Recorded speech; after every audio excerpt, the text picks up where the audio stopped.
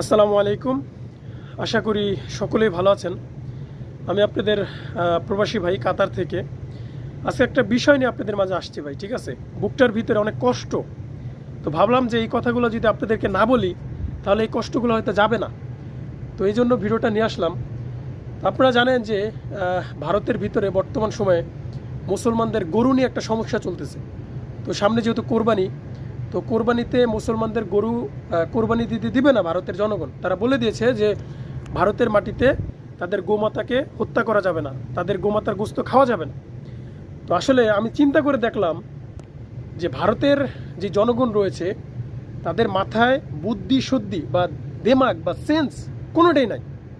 যদি থাকতো তাহলে তারা এই কথাগুলো বলতো না, ঠিক আছে? আপনি শুনলে অবাক হবেন ভাই, বিশ্বের ভিতরে 4টা দেশ রয়েছে গরু গোস্ত সাপ্লাই দেয়, মানে বিভিন্ন দেশে তারা রপ্তানি করে, মানে বিক্রি করে। 4টা দেশ রয়েছে, তার মধ্যে 2 নম্বরে ভারত, 2 নম্বরে ভারত রয়েছে ভাই, ঠিক আছে? সেই দেশ কিভাবে একটা ধর্মের উপর সেই বোঝাটা চাপায়া দেয় যে মুসলমানরা গরু কুরবানি দিতে দিবে না, তাদের গোস্ত খাওয়া যাবে না তাদের গোমাতার। এই বিষয়টা আমি বুঝে আসেন আমার, ঠিক আছে? ভিডিওটা যারাই দেখবেন, যে যেখান থেকে দেখবেন শেয়ার করবেন, ঠিক আছে? সবাইকে জানিয়ে দেবেন যে ভারতেই 2 নম্বর রয়েছে গরুর গোস্ত সাপ্লাই করার রপ্তানিতে, সেই দেশ আবার মুসলমানদের উপরে কিভাবে নিষেধাজ্ঞা দেয় গরু কুরবানি দেওয়া। আমি এটা বুঝে আসে না, ঠিক আছে? যেই 4টা দেশ ভাই দেখেন, 1 নম্বর হচ্ছে ব্রাজিল, 2 নম্বর হচ্ছে ভারত, গরুর গোস্ত রপ্তানি করে তারা পুরো বিশ্বে, 2 নম্বরে ভারত, 3 নম্বরে হচ্ছে অস্ট্রেলিয়া, 4 নম্বরে হচ্ছে আর্জেন্টিনা, ঠিক আছে? 4 নম্বরে হচ্ছে আর্জেন্টিনা। পুরা বিশ্বে তারা গরুর গোস্ত সাপ্লাই দেয়, রপ্তানি করে, বিক্রি করে। তো ভারত নাকি বলতেছে যে মুসলমানদের গরু কোরবানি দিতে দেবে না। আমার মনে হচ্ছে যে হিন্দু শুধু ভারতেই আছে, আর কোনো দেশে নাই। নেপালে কিন্তু হিন্দু রয়েছে, মরিশাসে হিন্দু রয়েছে, ঠিক আছে? আপনার ইথিওপিয়াতে হিন্দু রয়েছে, নাইজেরিয়াতে হিন্দু রয়েছে, মানে সব জ্বালা যন্ত্রণা এই ভারতের মাটিতেই। কারণ তারা পরিচয় দেয় তারা সবচাইতে উগ্রবাদী হিন্দু, উগ্রবাদী সম্প্রদায়ের যে হিন্দু রয়েছে, জনগণ রয়েছে, তারা সবসময় এটা পরিচয় দেয়, ঠিক আছে? এই সমস্যাটা এই বিজেপি নতুন করে আসছে, নির্বাচনে ক্ষমতায় আসছে অবৈধ সরকার, তিনি আসার পরে এই জিনিসটা বেশি উত্তেজিত সৃষ্টি হয়েছে, বেশি হয়েছে। এর আগেও ছিল, হয়তো কম ছিল, কিন্তু বর্তমান সময় একটু বেশি, ঠিক আছে? যে মুসলমানদের দাবায় রাখার চেষ্টা, মুসলমানদের চাপায় রাখার চেষ্টা। আসলে ভারতের জনগণ জানে না, মুসলমানদের ইতিহাস কখনো পড়ে নাই। মুসলমানদের ইতিহাস খুব ভয়ঙ্কর। মুসলমানদের কখনো দাবায় বা চাপায় রাখা কখনো সম্ভব না, নো ইম্পসিবল, ঠিক আছে? মুসলমানদের কখনো দাবায় রাখা বা চাপায় রাখা কখনোই পসিবল না ভাই।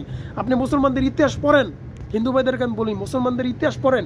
এই ভারতবর্ষে একসময় মুসলমানরা শাসন করেছে ভাই, ঠিক আছে? মুসলমানদের দাবায় রাখা বা আপনি চাপায় রাখা কোনোভাবে সম্ভব না, ঠিক আছে? আল্লাহর জমিনে, আল্লাহর দিন, আল্লাহর ধর্মের লোকেরা তাদেরকে আপনি দাবায় রাখবেন, এটা কখনো হয় না ভাই, এটা কখনো হবে না, ঠিক আছে?